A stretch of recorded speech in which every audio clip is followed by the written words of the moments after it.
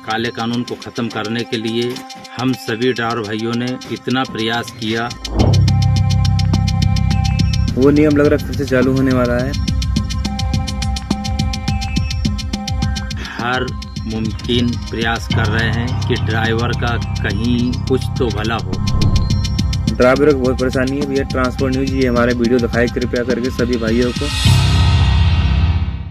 नमस्कार, transport TV में आपका स्वागत है। मैं हूं असलम कुरैशी। आप देख रहे हैं breaking news. Hit and run में उलझे ड्राइवर उठा रहे तीखे सवाल, दे रहे अपनी प्रतिक्रियाएं, अब इन्हें कौन बताए। दोस्तों, 1 जुलाई से भारत में भारतीय न्याय संहिता लागू हो गई है और भारतीय दंड संहिता को खत्म कर दिया गया है, या यूं कहें उसकी जगह भारतीय न्याय संहिता ने ले ली है। और इसको लेकर ये दावे किए जा रहे हैं कि अब कानून सख्त हो जाएंगे। आईपीसी की धाराएं बदल दी गई हैं। अब नई धाराएं भारतीय न्याय संहिता के जरिए लगाई जाएंगी।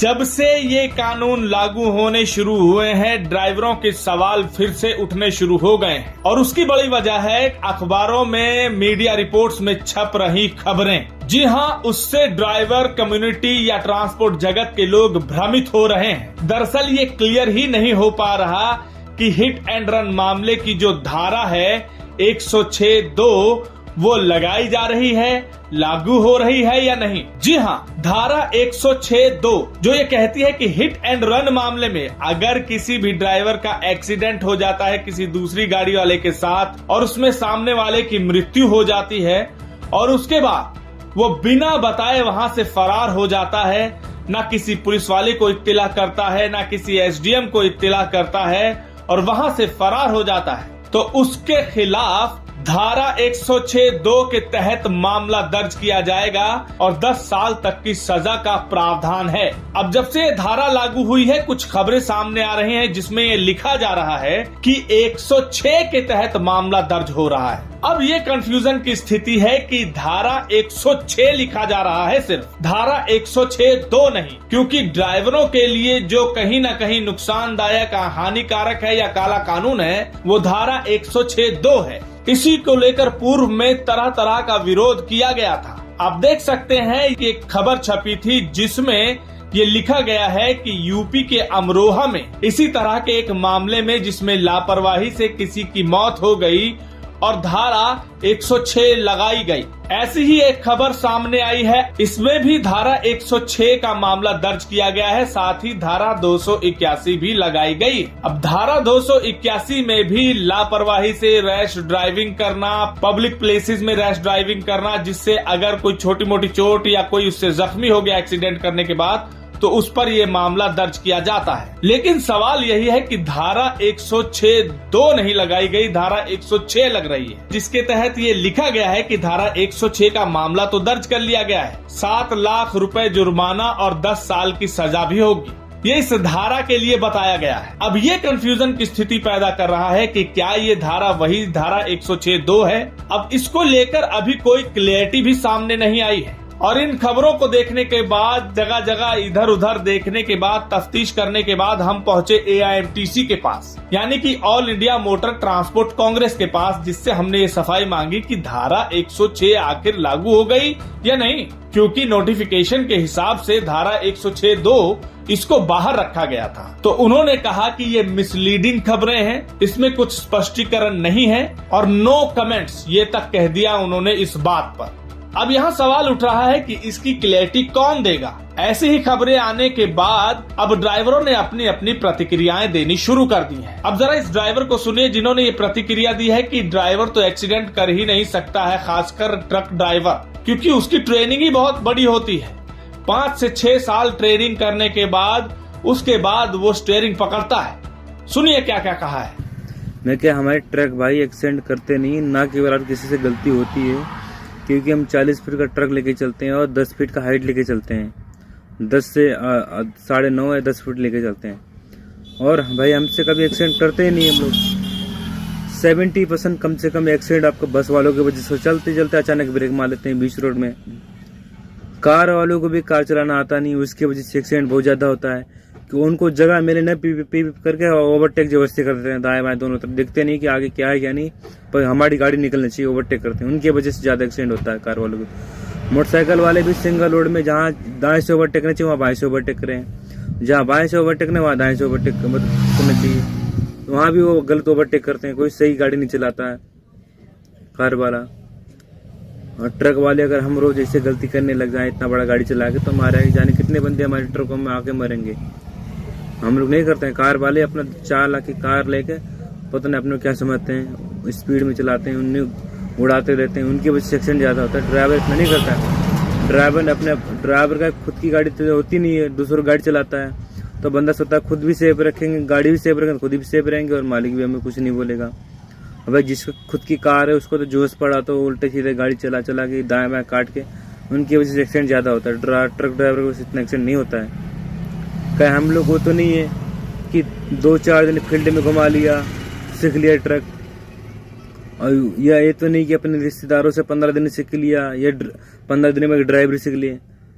भाई साहब 3-3 साल तो हम लोग को सेकेंडरी करते ले जाता है, 3-3 4-4 साल सेकेंडरी करके तब जाके 5-6 साल में आकर ड्राइवरी करते हैं। जाके 5 साल 6 साल हम अपना टाइम देते हैं गाड़ी में सीखने का, और उसके बाद हम ड्राइवरी पे करते हैं। ऐसा थोड़ी मतलब कार से शोरूम से ट्रक निकला लेके चल पड़े, और गाड़ी या 2-4 दिन से गाड़ी के सालों साल टाइम खराब करते हैं तो गाड़ी चलाते हैं। कार वाले कभी करते हैं। कार शोरूम वाले जो होते हैं वो सिर्फ क्या करते हैं, कार बिकना चाहिए, अगर तुम चलाना आए ना आए तुम किसी को मार दो या खुद को मार दो, उन्हें कोई मतलब नहीं, सिर्फ कार निकलना चाहिए, कार बिकना चाहिए। अगर आपको असली नियम करना है तो कार वालों पे करो, मोटरसाइकिल वाले पे भरपूर ट्रेनिंग करवाओ, तो उनको कार दिलवाओ, लाइसेंस दो उनको। और कार जब तक लाइसेंस जिसके पास नहीं है उसको कार मिलना भी नहीं चाहिए कंपनी से, शोरूम से। वो शोरूम वाले सोचते हैं बस कार चला जाए, पैसा आ जाए, बस इनकम हो जाए बस। ड्राइवरों को बहुत परेशानी है भैया। ट्रांसपोर्ट न्यूज ये हमारे वीडियो दिखाए कृपया करके सभी भाइयों को, सभी देशवासियों को वीडियो पहुंचे, काहे समझ में आए उनको कि ड्राइवर गलत नहीं है। ड्राइवर अपना जिंदगी बर्बाद कर देता है गाड़ी सीखते सीखते। जितने साल 5-6 साल में लोग 4-5 लाख रुपए कमाते हैं ना, अपना गाड़ी सीखने में अपना टाइम गवा देते हैं हम लोग फ्री में। धन्यवाद। सुन लिया आपने। अब ऐसी ही प्रतिक्रिया एक और ड्राइवर ने हमें दी है, जरा उनकी भी बात सुन लीजिए। जय हिंद, जय भारत, जय सारथी, ऑल ड्राइवर कल्याण संघ भारत जिंदाबाद जिंदाबाद। मैं सीहोर जिले से जिला अध्यक्ष जगदीशपुरी गोस्वामी। मैं देश के 22 करोड़ ड्राइवर से अपील करता हूं कि दोस्तों, जिस काले कानून के लिए, रोक के लिए, काले कानून को ख़त्म करने के लिए हम सभी ड्राइवर भाइयों ने इतना प्रयास किया, उस समय तो मोदी सरकार ने कह दिया था कि ये काला कानून नहीं लागू होगा, लेकिन जैसे ही चुनाव ख़त्म हुआ सरकार ने हमारे साथ धोखा किया और काला कानून देश में लागू कर दिया।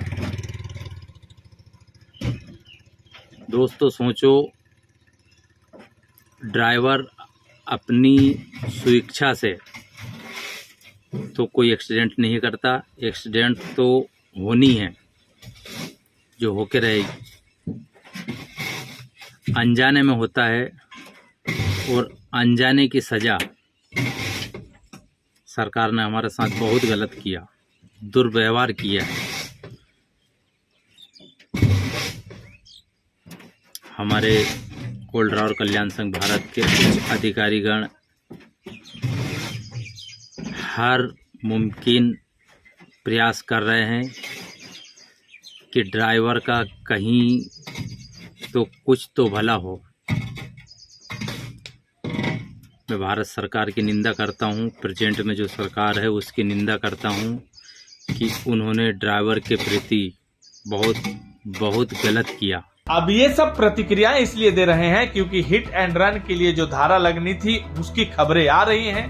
मन में कहीं ना कहीं विचलित होने की भावना है, स्पष्टीकरण कहीं है नहीं। अब इसका स्पष्टीकरण कौन दे, ये बड़ा सवाल है। आगे बढ़ने से पहले आपको बता दें कि ट्रांसपोर्ट टीवी आपके लिए लाया है ट्रांसपोर्ट मॉल से बीमा लेने पर 5 लाख का एक्सीडेंटल बीमा फ्री। ज्यादा जानकारी के लिए अभी व्हाट्सएप करें 90-831 पर। हाँ, तो हम ये कह रहे थे कि सवाल ये है कि अब इसको कौन क्लियर करे। अब अगर ये वीडियो कोई अधिकारी या एसपी, डीएसपी या कोई सुन रहा हो जो इस बात का स्पष्टीकरण कर सकता है, तो उनसे गुजारिश करेंगे कि एक तरह का बयान दर्ज करवाएं या जागरूकता फैलाएं इस बात को लेकर कि धारा 106(2) जिसे नोटिफिकेशन से बाहर रखा गया था, क्या वो हिट एंड रन मामले के तहत अब दर्ज की जा रही हैं या कुछ और बात है। अब ये सवाल हम इसलिए भी उठा रहे हैं क्योंकि अभी हर किसी की तो ट्रेनिंग हो रही है, इस बात को लेकर क्लैरिटी किसी को है नहीं, और जो मीडिया रिपोर्ट छप रही हैं उसको लेकर कंफ्यूजन बनी हुई है। तो इस बात का स्पष्टीकरण बेहद जरूरी है। एआईएमटीसी से भी हम अपील करना चाहेंगे